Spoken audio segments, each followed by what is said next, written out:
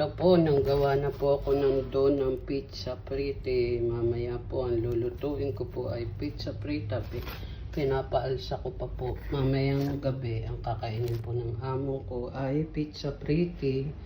Yan, ang ginamit kong harina. Ito. At ito naman mamaya, pag minasok ko na po uli.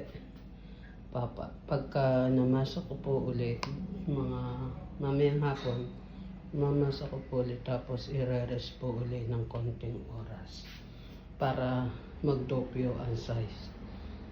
Ang ipapalaman ko po mamaya ay ricotta at saka prosciutto cotto. Marami pong salamat sa panonood. Ito po ang nasan ba yung ricotta? Ito ho ang ipapalaman ko, ricotta.